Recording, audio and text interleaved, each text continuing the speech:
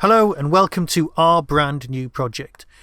It's the UFO Cast does for your consideration or just for your consideration. We haven't really decided. It's our podcast. We'll call it what we want, but yes, that's we will. Kind of it. We will. So, first off, I'm Michael, the way you always know, the host of the Tin Dog Podcast, and my co-host is... It's Luke, formerly of... why do I say formerly of Tmudworth? You don't say formerly of. Yeah. Some people might remember me from that. In fact, you sent me a thing that said we're listed on Amazon, and it still says the authors of the UFO Cast are Tin Dog and Tmudworth. So I clearly haven't changed that on the back end somewhere. Fair enough. But yes, you can find me on the Luke Overthinks YouTube channel. But you'll be listening to this via the UFO Cast links or even on the YouTube channel or whenever you want. You'll be hearing it, because if you're hearing it, you've already found it. There you go. So, this is our follow-up. We've done UFO, we've done The Prisoner, and now we thought we'd do something else. But we'd do something a bit more chilled and relaxed. So we thought, had a bit of a thing, for your consideration. Basically what we'd do is just the two of us, not a third wheel, because that's always a pain to organise. Fun, but always a pain to organise. Where we bring something for the other person to see, who they may or may not have seen it or watched it or heard it or read it, and then they go away, do the homework, come back, and we have a chat. And at the very end, we'll have a whole, as always, as is tradition, and it's our want, we'll have a chat about which Doctor Who actors or where we've seen these people before in something else. Possibly some Anderson stuff, possibly not. We don't know. In addition to the standard format, what we've decided we're going to do, we may change it, we may not, is the person who proposed it gets asked by the other person, why? That good old question, why? Yes, which will break your prisoner-shaped computer if you type it in. Well, everyone needs their own personal general. So they do. So, yes. So you are... I will say Happy New Year to everybody, because although we're recording this in December, this will launch in January, and I think the idea is we do one a month, just to make it chilled. We're not banking any episodes in advance. This is sort of as it goes, really. Exactly. Yeah, we're not going to bother trying to get everything done beforehand or anything that caused us stress in the past has been abandoned. God.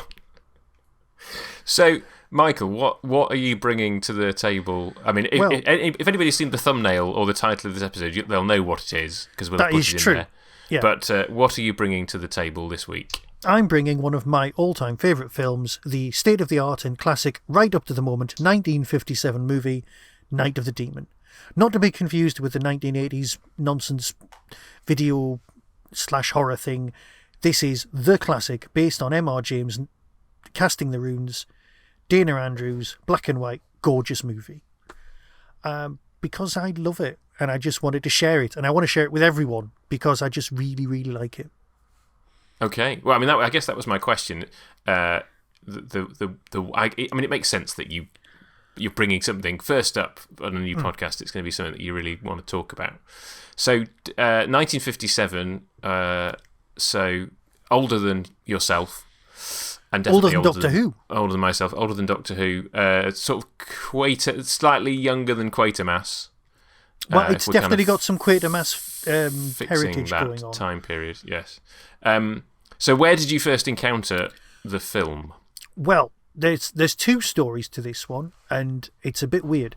First off, I was exceptionally young. I'm sort of like 8, and it's one of those nights where you sneak downstairs to see your parents, and I think my mum had gone to bed, but my dad was was downstairs in the living room watching old films, because that's what he did. And he went, okay. And I walked in the room, and he wasn't cross that I'd got up. He'd gone, this is a great film, we should watch this. Completely oblivious of the fact of the lateness of the hour. Right. And it was the very beginning. And then the monster turns up at the beginning. And I'm 8, and I'm like, whoa. Obviously, completely unwilling to suspend my disbelief. And I'm like, this is horror movies. And it in sort of burnt itself into my head. And then I went to bed. But I remember distinctly that. And so you didn't see the whole film at that point? No, not at all. Not at all. I just saw the beginning of the thing coming through the fog towards the car, and it was a black and white film. And I was like, in my head, all horror films were black and white, and they had monsters that looked cool, and that was it. That was my entire definition of horror movie. Okay. When I'm a little child, and then I think my dad says, "Oh, it's late, off to bed." So I go to bed after seeing somebody get stomped on, and then I'm going to bed, and then that's in here. Years later, my dad says, "Oh, that film's on again." Well, not even again. My dad just says, "Oh, there's a film on you should watch, and it's great." So I watch it, and it is great because my dad recommended The Prisoner. We watched Doctor Who together. Yeah. There's loads of stuff that we share in common. But I loved it, and then years later, I decide to watch every film that's mentioned in the opening song of the Rocky Horror Picture Show. I've been tempted to sing it. I really have. The late night double feature picture show. And this is the song. One of the lyrics is, Dana Andrews says prunes gave him the runes, and passing them used lots of skills. And that's this film. You know, there's Flash Gordon was there in Silver Underwear. So you got the Flash Gordon, which I'd already seen because they used to be on BBC Two at 6 o'clock. They used to show the original RKO serials. Mm-hmm. It was a lot easier in the 80s to see old black and white horror movies on TV. They would show old 50s sci-fi at 6 p.m. on a Wednesday. Mm-hmm. Right, and they'd do Star Trek, and they'd do like The Day the Earth Stood Still, and all of those great, brilliant movies. I don't think they show The Beast from 20,000 Fathoms, but it was that kind of stuff. I adored the Ray Harryhausen stuff, the animation.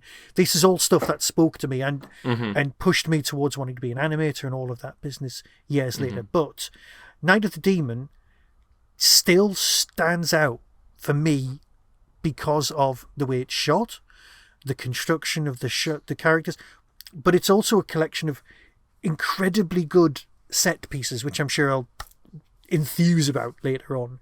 Mm-hmm. So that's my introduction. My introduction was a fewfold. First off, it was just seeing the beginning, then it was seeing it years later, and then it just it was as good as I remembered, and then I wanted to see more.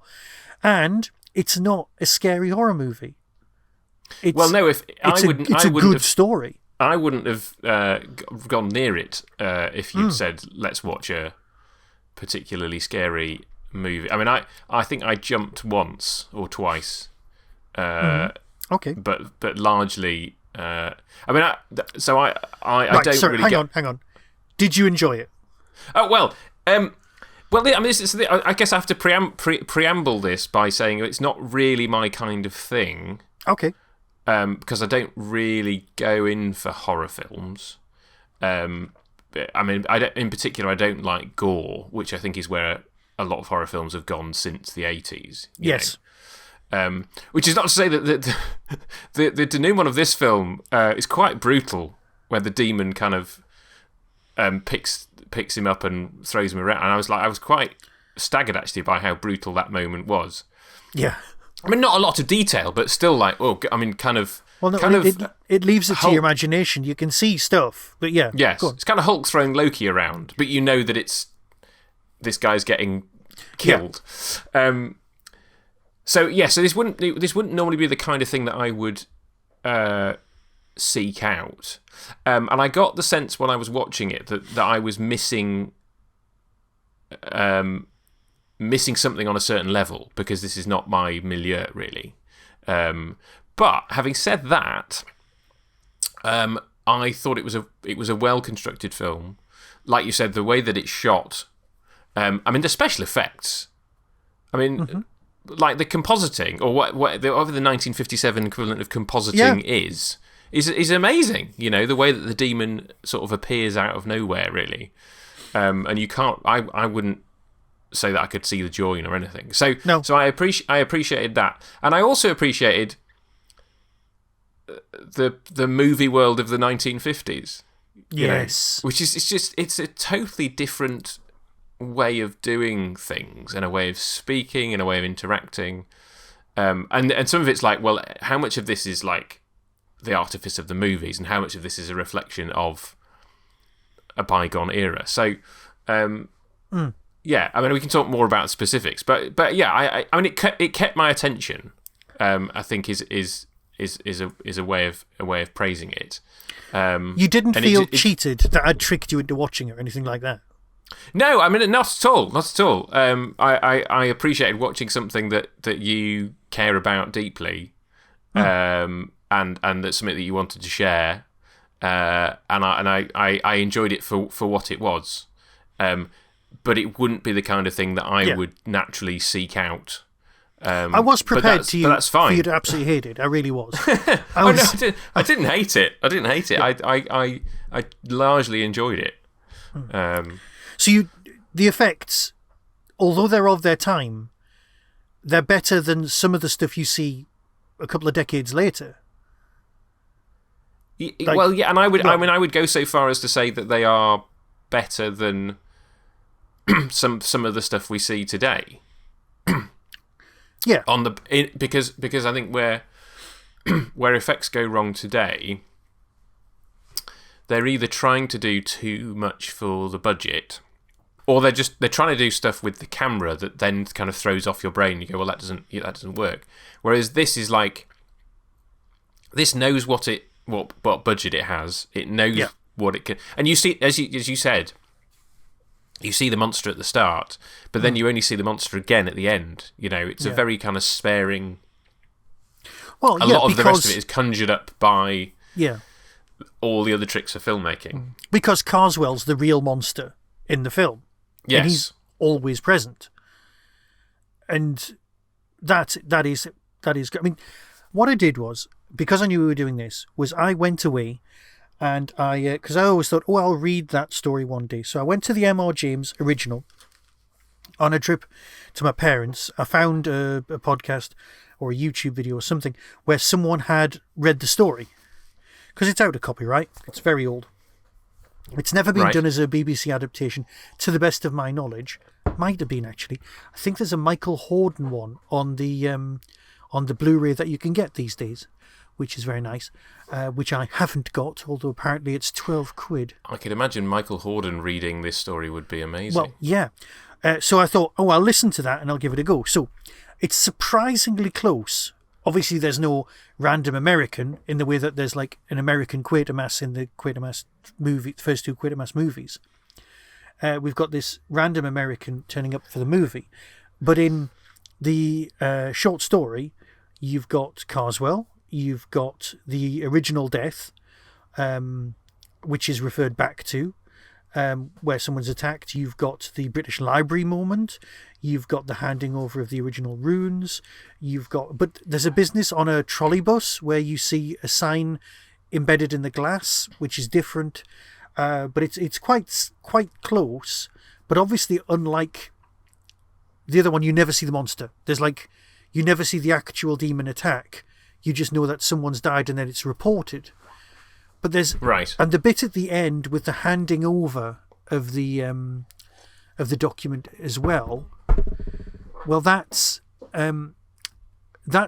better in the movie by a substantial margin, because then Carswell dies a little bit later in France when some bits of church fall on him, and it may or may not have been some sort of goblin-y demon thing. It's like the original series of the X-Files, where you've got it may or may not be aliens, it may or may not be the monsters, and then towards the end of the X-Files it was like, nope, it's definitely the aliens, this is the aliens this week. There was no double reading of it all. So it's very, very close, but I think the film does a slightly better job. So I know the name M.R. James, but I don't really know anything about him. Like, when was he writing? Like, when was this original story set? I'm thinking it's around the turn of the century. I think it's around 19. It's sort of pre-World War I. I don't know. I'm not Mark Gatiss. He's the expert in this kind of thing, and I know he turns up in various different BBC 4 documentaries talking about him. And I know he was a lecturer at a university of some sort, and at Christmas he would gather all of his pupils around and kind of regale them with these tales, and he would write them down. But that's literally all I know. Okay. I will do more research, and I wish I did know more, but basically that's the original short story. It's got some... you can tell it's the original source, because it's got runes and all of that business. But which is nice. Now, here's the thing. I did steep myself a lot more in your witchcraft and your mythology, and because of my age, I also played a hell of a lot of Call of Cthulhu, the role-playing game, as I was growing up. So I was kind of around the same age. Now, this is perfect as a Cthulhu storyline for the game. You've got investigator turns up, is a skeptic, some real spooky shenanigans is going on. Eventually, as the story progresses, they start believing the shenanigans.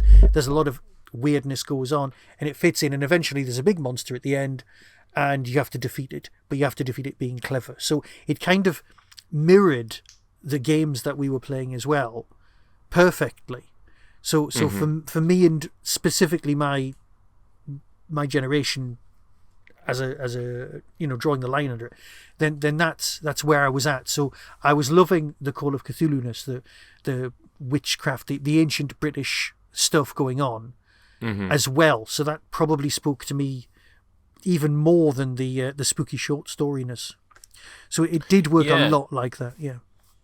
So I guess that when I said earlier that I felt that I was missing something, I think that's possibly partly it. I mean, in particular, the scene where he goes to see the family of the guy who's gone insane to get their permission, and I was like, this feels like it's something, but I don't know what it is, because they were they all members of Carswell's coven? Is that the implication? By implication, it was, and it felt like that bit had been added. Now, apparently, the script was written, and then one of the American blacklisted writers was brought on to give it an extra polish and a bit of pizzazz. And I don't know, as so often happens, if certain scenes, that one specifically, was either added or wasn't edited and followed through enough. I know you needed the family scene in order to do the hypnotism scene, which I definitely need to speak about in a minute. Yeah. But it seemed it was necessary, but it also reminded me of the old Tales of the Unexpected, where they saw the legs off the bottom of the chest of drawers, which is a massive spoiler for anyone who's not seen it, so I should be quiet. But, I don't know what that refers to at all. Well, that's a totally different thing. Anyone who does know it will be going, oh yeah. But it's tremendously atmospheric, and it feels almost like it's from a David Lean film, the way it's shot. Right. So yeah, I can see why, but obviously that bit of the story is needed because they emphasize the importance of the runes, because they're like, he's got them. Ooh, just give him what he wants, get him out of here. But as backstory goes, if you were just watching it the once, you just go, yeah, that was important. I'll pay attention another time. But when you watch it a few times, you go, right, so the brother was going to talk to the original investigator, the one who dies at the beginning, and expose the cult. And he was given the runes. He was given the runes, kill him. Right. But he'd passed them back to Hypnobloke in order to save himself. Yes. Or the other way around. Something had gone on. Basically, he shouldn't have, there was a whole passing back. So you establish the whole how to get out of it via a third party. But because Carswell always talks about how he does what he does out of fear, in case it, because when it goes wrong, it'll be his life and his neck on the line, because he's as scared as his followers. But it's fear that gives him the money, that gives him the good lifestyle. Mm-hmm. Yeah. Yes, I mean, I thought that was particularly interesting. That you get that kind of insight into his motivation through the conversations with his mother. Yeah. But it's still not entirely clear, like, what his backstory is. I mean, he's clearly interested. He's clearly found the book and translated it. Yeah, because he used to be a stage magician, or that clown. Oh, because there's that weird scene where they turn up and he's doing a kids' party. And there is a version of that in the short story, where he's got a magic lantern show, and he does it, and they're all going, well, I don't know how he did it, but there seem to be tentacles coming out of the screen and scaring the children. And you're thinking, that's cool. When that's not in the film, but you can see that he did. He's actually a lot more affable in this than he is in the short story. Yes. But he's so commanding on screen as well. Yeah, I mean, it feels the beard feels very cliched. It's kind of like telegraphing, "I'm a villain. I'm a villain." Yeah. Well, he does look stupidly like Crowley, Aleister Crowley. Yeah. Aleister Crowley, and that's who he's definitely more based on. Right. In this as well. But, like I said, it was my area of interest, and it was absolutely not your area of interest, and there's no reason you should know about these things. I know the name Aleister Crowley. You know the name Aleister Crowley. And to witchcraft and stuff like that. Yeah. And the... what was the name of the cat? Graymalkin? Graymalkin, yeah. That's actually written down in one of the... it's one of the traditional ancient names for cats, for the witches' familiars, because now, we almost called our cat that. So yeah. Is there a cat in the Demons called Graymalkin? There might be, yeah, but there's also Pyewacket and a few others. I know that I've come across that somewhere before, and obviously Doctor Who would be the place. There's also references to Bell, Book and Candle as well, which is an American film, which is a lot more like Bewitched, the TV series. It still deals with witches, and it's got very similar iconography and things like that. But this is definitely the moment. I think watching it a few times, it actually paid more dividends this time, and I was paying more attention. I know I've always loved the bit at the beginning where Dan Elliott goes, I'll do, and he goes, I'll do whatever I can to help, and as an audience member, that he can do absolutely nothing to help, which is why he kicks him out of the house so fast it's unbelievable. And he's like, I'll do what I can. Get out, run away, because the monster's coming. Yes. I mean, I think even watching this for the first time, it became quite obvious from that conversation that things were not going to go well. Yeah. But I guess I just assumed, because it was Denham Elliott, that he would... Well, yeah. No, hang on, it's not Denham Elliott, is it? It's Maurice Denham. It's Maurice Denham, yeah. Maurice Denham. Sorry, yeah. I just assumed that he was going to last longer because he had quite a high billing on the cast list at the beginning of the film, and I was like, well, this conversation is implying that things aren't going to go well for him, but surely he's going to survive the first few minutes of the film, and then he doesn't. No. So I think I was quite surprised by that. Well, yeah. Because I just assumed that he was going to have a bigger part to play. Well, no, you do. That's it. But then the monster attacks, and then the sound just cuts off, and there's the little chiming of the clock in the room, and you're like, these guys know what they're doing. This isn't just your ordinary B movie. This is proper art. Oh, I mean, it was very well done, and the whole ambiguity. I mean, talking of the ambiguity, I mean, obviously they could have, and I read that the original plan was that they weren't going to show the demon, and so you could have done the film in such a way that it was left ambiguous. Yeah. Because you have other things like The Medium that they go and see. Oh yeah. And he imitates voices. Now, obviously, clearly that's him. That's the actor lip syncing to dialogue that the actors have recorded. Yes. And the question in my mind is: are you supposed to then assume that because of all the other witchcrafty demonic stuff, which is shown to be true because there is actually a demon who turns up, are you supposed to then come away thinking that the medium is also genuine, in spite of the fact that our hero is kind of sceptical and walks out? Well, there's a couple of reasons that I think yes. Right. In an in-world point of view, because the medium. Let me see, what does he do? Right. Okay. First off, he's Carswell's mum's medium. And yes. Carswell wouldn't have something to do with someone who didn't have actual powers. I don't think. Right. Okay. Right. So and he doesn't have a Liverpudlian accent, so he's not like your modern day. Sorry, there's a ridiculous Derek Akura line I was trying to slip in there and failed terribly. So, I think that, and also narrative-wise, the voice of the uncle comes through, and it's quite definitely him. Yes. Yes. So that's why I think it's real. But we do have, and we've got a couple. This scene and the Indian professor are the two major bits of cultural appropriation nonsense, because that is kind of, well, it's not blackface, but it's brownface, because I don't think that guy... I went through the cast list and there isn't an Indian name on it. No, I think his name is decidedly English, so I assumed that it was somebody who was... Yeah, he's in the Peter Sellers... He's not as bad as Peter Sellers doing a voice, but I'd not really noticed that much because he's hardly in it.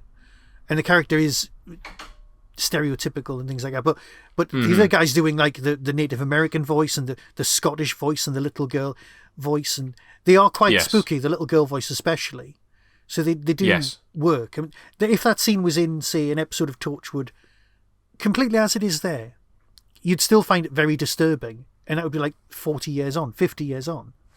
So. Oh yeah, I mean, it was very well done, very very creepy. And obviously a well-worn trope, the séance. Indeed, I mean we saw it in UFO, which is probably the reason we've gone full circle on this one. Yes. So, right, here's the bit.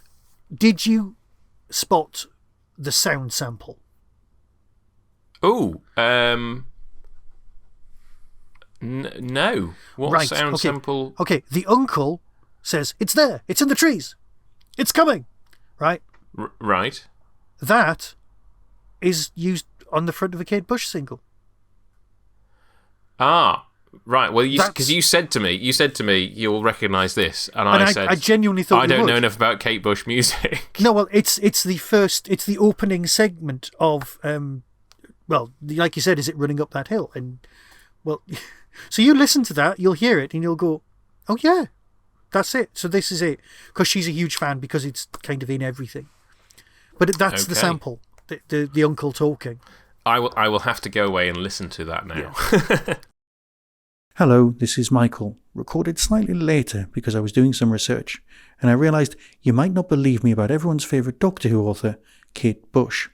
So here's the sample. She's in the trees. It's coming. So that's from Hounds of Love. I don't want to discuss casting just yet, but there's one bit of casting I need to talk about before we get to the worthy in Doctor Who, because this guy wasn't in Doctor Who, but I do need to discuss this. Can I preempt you? Of course you can. Are you talking about the guy that they hypnotise? I am, yes. Okay, so because I kind of need to talk about that scene, but I need to talk about it you need to talk about who he is. Who he is, yeah. So I'm assuming that, like me, you grew up watching Last of the Summer Wine. Indeed. Right. And Porridge. Oh, was he in Porridge as well? Okay. He's Mr. Barraclough. So I never really watched Porridge. I think I was possibly aware. Surprise. Well, it's one of those shows that I've seen in passing, but I've never sat down and watched the whole episode of Porridge. But yes, we used to religiously watch Last of the Summer Wine on a Sunday. Yes. And the cast at that time was Peter Sallis, obviously, and Bill Owen, and then Brian Wilde as Foggy. So I knew him as a chap in a flat cap with specs. Yeah. And I had seen his name on the cast list, and so when he turned up, I was like, okay, you are recognisably you, but obviously you're 30, 40 years younger. Yeah, he didn't look that much younger, which surprised me. But yeah. The performance is very... He's gone completely in for it. There's yes. It's not even... It's disturbingly good. For me. I find that very emotive, that scene. But maybe it's too much for some people, I don't know. But I think that's a bit full on, and especially when he throws himself out of the window, you're like that felt a bit cliched. Yeah, well, I suppose it's because they can't ask him more questions. Yes, I mean, I think up to that point, that scene really had me, and then when he threw himself out the window at the end, I was like, oh, okay, you've done that, because narratively, like you say, he needs to. Yeah, he needs to be removed. He has fulfilled his narrative. He's fulfilled his function. Yeah, but I think, I mean, that was fascinating. I mean, the other aspect that we haven't really talked about, and it's one that's quite close to my experience, because a reasonable chunk of my freelance work has been spent in academic conferences. Yes. So had I been there, I would have been at the back with a camera, filming what was going on. And I mean, that was the other thing that struck me is that you don't really get to see any of the conference. True. Until that bit in the film. But the implication through the conversations that they've had is that they have been going to lectures and stuff throughout the rest of the film. It's just those aren't interesting for us to see. And what we're seeing is him going off and doing stuff in between bits of the conference. Yeah. And they somehow managed to kind of squeeze that in around all the stuff that he's doing. But it did ring true to an extent. I mean, not that I've ever been to a conference where there's been a live demonstration of hypnotism on the stage. No. But there was a certain reality to it that chimed with my experience of like how these things go. Just in terms of like the setup of it, and obviously the minute it devolved into kind of the whole hypnotism thing, I was like, well, this is not my experience. But the rest of it seemed to be, well, that is how academic symposiums kind of go down. So I thought that was quite amusing. A sort of point of connection for me. So as a little side note for this, when I'm watching this, I'm trying to pay slightly more attention than usual, because often with things that you hold close to your heart, you just kind of put them on in the background and they just give you that warm glow. But I thought, we're chatting, let's pay more attention. So they're in the library, the British Library. Yes. There's a brilliant website where it says, then and now, comparing locations. And the British Library looks the same. And the hall where he lives, Lutherton Hall, is the same. And here's the railway station, completely bulldozed, 1990s monstrosity. And that's it. But in the where was the hall? Where? Because obviously that's not a real. It's not actually called Lufton Hall, is it? That's the fictional name for it. I will look it up and we can put it in the notes, because I don't know off the top of my head. I didn't write that one down. Okay. Hello, me from another bit of time, because I've done some research and come back. The hall is Brocket Hall, Herefordshire. Apparently, it now boasts some fantastic and exceptional golf and afternoon teas. The first time you can see it is from the bridge, and the bridge is still there as well. Marvellous. Meanwhile, back to where we were. Because it was Warwickshire, right? Fictionally, It was supposed to be in Warwickshire. And I was like, well, that's where I live. So well, we'll find out. I really will find out. So in the library, he's gone to get a copy of the book, which is in the original short story, because that's how Carswell works out who's been blacklisting him, because it's the person who's got the book out, because Carswell's quite clever. So. Oh, right, okay. Yeah. Because that was a loose end that was never tied up. It was like, who's got the library copy? Well, that's never revealed, is it? This is what twigged with me. In the book, in the film, they're asking for, and I wrote this down, the true and accurate discovery of witches and demons, right? Right. Now, in the TV series and book series called The Discovery of Witches, she's gone to the library, admittedly not the same one, and it's the Ashmole book. Now, I thought, oh my God, it's the same book. And that's why it's missing, because it's missing in this film. And then she finds it in the other film, in the other book, TV series, whatever. And, oh my God, that's brilliant. And I went in and immediately asked my wife, and she went, the book's called The Book of Life, and it's Ashmole 736. And I went, oh, okay. So... Because the series of books is called The Discovery of Witches, and the book that he finds in this is called The Discovery of Witches and Demons. So I got very excited about a link that didn't exist. So, so I just need to be quiet on that one. Yeah.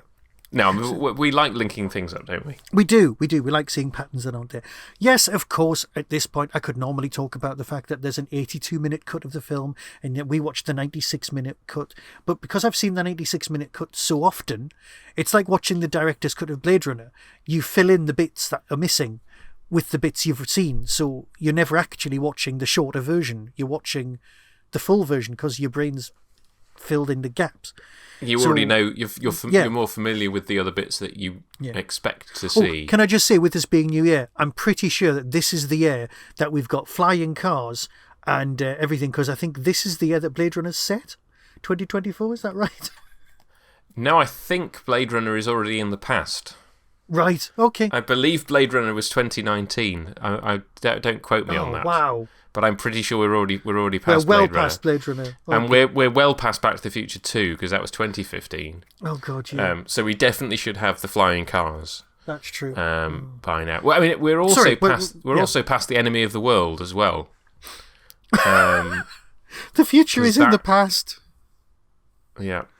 Okay, so I'm glad that I got to share this with you very, very much because, like I've said, I've gone on about it long enough, and you didn't hate it, which means basically score. No, I'd go so far as to say I largely enjoyed it. It just, like I say, it wouldn't be the kind of thing that I would have sought out. Yeah. But having been asked to watch it, I mean, it held my attention pretty much for the whole length. Which is not bad, really. I mean, it does have similarities to the Quatermasses of the time, the movies, in the sense of you've got a token American doing some investigating in England and things happen.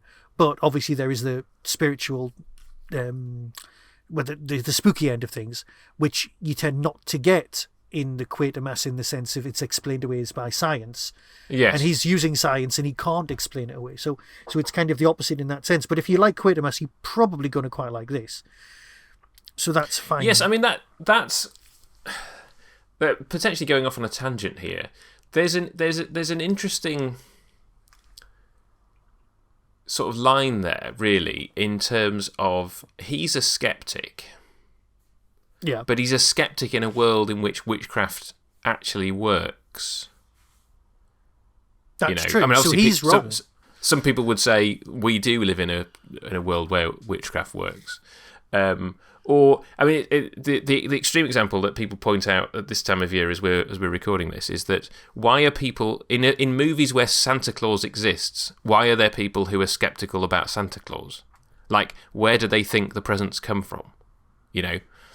That's just a trope of Santa Claus movies, that even though Santa Claus is real in the world of the film, there are adults who still don't believe in Santa Claus. And that's to make it feel more like our film. I mean, there's a line in Elf where the elf is going, some people don't believe in Santa, and he goes, what? All the parents are going to get together on one night and do it together? Are you insane? And it's like, yeah, you're right. But so coming back to this film, this is a world in which witchcraft and demons are demonstrably shown to exist. And have for centuries, yeah. And have for centuries. And so the attitude of the sceptical professor is then more... would seem to be more of an extreme position, because he's actually being sceptical about something that we know.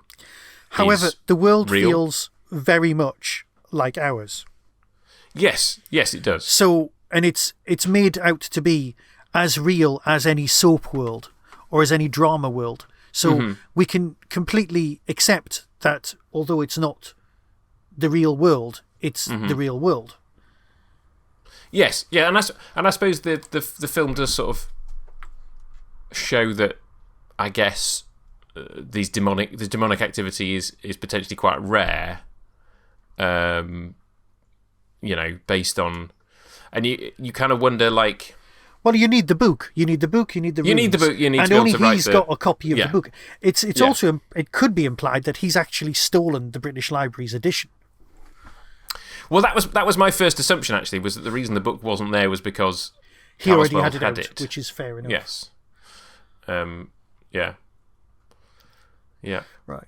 I mean, I thought actually the bringing to life of the bit of paper I thought was particularly effective. Yes. You know, and the fortune that he has in that there's a fire guard in the way of the fire, and so his bit of paper is not able to destroy itself. That could so easily have been ridiculous on a piece of string. You can see the strings kind of moment, and it's not. No, I mean, one assumes that they were kind of using air blowers and things like that. And the music does a lot of heavy lifting in that scene. Yes. And yeah. Really, throughout the whole film, it does. Yeah. Yeah. It's a really nicely constructed thing. So, shall we do our traditional Doctor Who thing, or where have we seen the actors, or if you got anything else you need to add? I don't think there's anything particularly. I guess we will talk more as we talk about the actors and their particular roles in scenes. So I'm happy to jump into that now. Here's the thing: in all of these years, I have never done the research at the beginning to see which actors are not. Traditionally, it's been my role to go, I've no idea who anybody is. Oh God, was they in such and such, and that's it. But for this particular run, the person bringing the thing to the table will do the research. And this is the first time I've done it. And thank God you said use IMDb and then go for each link and then see if anybody was in Doctor Who or whatever. Mm-hmm. So that's what I did, because I originally had no idea where to even start. I got a copy of the cast, which was like 15 people, and then I went, there's more than 15 people in this. So then I got the extended cast of everyone. Right. And then I started going through them one at a time. Then I followed your advice, which made it a lot easier. So I have in my hand a piece of paper with it written on, and I wish I'd used a larger font. And I'm here. So I'm here for the game. Okay. Right. Well, shall I give you the 3 Doctor Who actors that I spotted then? Going in, I only knew one. Before I started doing the research. Maurice Denham? Yes. Right.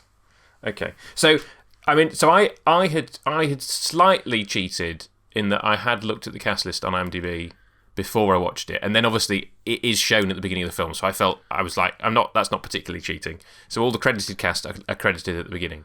Yes. So I was primed to look out for Maurice Denham. Yes. And then he turns up, he's like, is he literally the first character you see on screen? Because he's driving the car. Yep, he even leans out of the window to go, "Hello, I'm here." Yes, but it wasn't apparent. It wasn't apparent to me that was him until he spoke, and then I was like, "Oh, right, true. Yes." He does appear in what is traditionally the worst Doctor Who story ever, and I think it largely deserves its crown as the Time Lord Asmael in The Twin Dilemma. Indeed. And he gets to regenerate at the end, but because he's using his final regeneration, he stays as Maurice Denham through that process. So yes, he's very good in the role he's being asked to play in Doctor Who, but it is an absolute clunker of a story. Yes. And I was expecting him to be in this for longer, and the fact that he got offed in the first few minutes, I was like, oh, that was him done. Right, okay. I guess it's a bit like Drew Barrymore in Scream, isn't it? You expect her to have a big role. So he was number 1. The other person that I saw in the credits in the cast list that I was on the lookout for was Richard Leach. Yes. Who is the policeman that they go and tell the story to, and who then turns up on the train at the end because they think it's all a kind of vendetta against Carswell. Right. And again, it was one of those things that was like, if I hadn't seen his name in the cast list, would I have recognised him? Because in Doctor Who, he's got a big humbug costume on, playing the Gatherer in The Sunmakers. But he does have he has a very distinctive eyes and brow. But so I guess I was primed to look out for him by the cast list, and so I spotted him. I must admit, I missed him. You did miss it? Oh, wow, okay. Yeah, I missed him completely. So that means that throws the rest of this list into sharp relief. So we'll just keep ploughing ahead. And then the third one, and I did look him up afterwards, though I can't remember, it's John something. The brother of the guy who's gone mad. So in that family tableau, when he goes to kind of get the permission, the brother who speaks, but he's not credited, and I forget what his surname is, John something anyway. John Harvey. Is that it? John Harvey, who was Professor Brett. Yes. In the War Machines and Officia in the Macra Terror. Right. I only got the War Machines. I immediately recognised him when I was watching it, and it took my brain a while to catch up and go, oh, why do I recognise you? Oh, right, you're him. That's nice. So, yes. Now, having subsequently looked at the cast list, I spotted one of my favourite Doctor Who actors in the cast list, and I sadly didn't recognise him in Night of the Demon, and that is Michael Peake, I think his name is, who is Tavius in The Romans, who is apparently one of the reporters who accosts Dana Andrews at the airport. Indeed. And I didn't recognise him. I also didn't recognise Ballard Barkley, who plays the other reporter. Yeah, that's the one I thought you'd really like. Yeah, who's the major from Fawlty Towers. But I didn't recognise either of them, so I will have to go back and have a look at that scene again and go, can I recognise you? So yeah, that was it for me. And then obviously we've already talked about Brian Wilde. As the hypnosis dude. Well, is there anybody else I should have spotted? Very, very vague stuff. I mean, you've got right. So on the other sci-fi front, you've got Niall McGuinness, who's Carswell. He's mostly known to us sci-fi nerds from Jason and the Argonauts, but obviously he does lots of other stuff. Now you've also got, worthy of note, and I'll come back to the proper Doctor Who people in a minute, but we've also got Charles Lloyd Pact, who is yes. So I noticed his name in the credits, but didn't spot him in the film. Yeah. So by extension, he's the grandfather of the Cybermen in Pete's World, because he's Roger's but also dad. in The Prisoner. And in The Prisoner, exactly. There we go. So we've got random tiny people. We've got man reading in library, Ernest Blythe, who was a Coven member in The Demons. Wow. Okay, you've really dug deep here, right? We've got George Curtis, who was on the firing squad in the War Games, and I can't work out what he was in this. Right. Okay, so we did John Harvey. You've got Arthur Howell, who was a Confederate in the War Games, but he was also a stormtrooper in Star Wars. Brilliant. Right. I love those links that you get of all these people who okay, and now we're well at the bottom of the list, but it's getting better. Okay. Lift attendant, right, was an uncredited villager in The Prisoner, and in Doctor Who, Monster of Peladon and Highlanders, was Paul Phillips. Okay. This is a level of digging that we never did in the past. So I only did this because I've just kept going. Okay, we're nearly done now. Okay. Peggy Scott Sanders was an airline passenger in this, was also in The Prisoner as a boxing fan. So I'm guessing that's the girl who was death. The girl who was death, yeah. Right, she wasn't in Doctor Who. You've got Terry. Now I've got a couple left. Man at Lecture Theatre and Unit Soldier, Prison Guard and Draconian, Terry Startain. Sartain. Cool. Okay, and finally, Bert Sims. Yes, he's the dead newspaper seller in 1968, and he's also the lab assistant who's uncredited, who goes. So the dead guy. Yeah. The dead guy in the Web of Fear. Yeah. Covered in. Oh, him, right. And he's the lab assistant who's uncredited. And that is my full list. I couldn't do any more digging than that. That is brilliant, Michael. No, I mean, it's great to kind of, I guess, to recognise the sort of cross-pollination between the British film industry and television. That you Shed loads of these people, however, were in ITC dramas. Loads of them were in The Saint. By far, quite a few of them were in Danger Man. There was a lot of ITC stuff coming up. It felt like they were from that stable more than the BBC. Right. Okay. So more likely to have turned up in like UFO or Space 1999. Exactly, but they hadn't, because I checked that. But they hadn't. But that's mainly because a lot of them were dead by the time those programs were made. Yeah, I mean, I suppose this is 12, 13 years before UFO. Yeah. And then I guess more time would have passed before Space 1999. So that I guess this would have been when Jerry Anderson was making Twizzle. Exactly, just for a bit of continuity. Whoa. So, I'm thinking that we've kind of done Night of the Demon. And it's time to reveal what you want me to watch for next time. Yes, I mean, there's. I think we've both got lots of things that we want to line up. I have a list. I'm going for a short-lived TV series from 2009, I believe, called Paradox. I don't know if you've seen this before, Michael. It's the kind of thing that you might well have watched at the time. Does the title ring a bell? Sort of. That's the year Verity was born, so I might have been busy. So I'll give you a brief outline of it, and then we can get into it properly next time. No, I'm thinking of Hyperdrive. Go on. Sorry. Okay. So Paradox. The premise of Paradox is that there's a scientist who's monitoring something, and he gets sent a bunch of images, and he deduces that these images are of an event that hasn't happened yet, but is due to happen in the next day or so.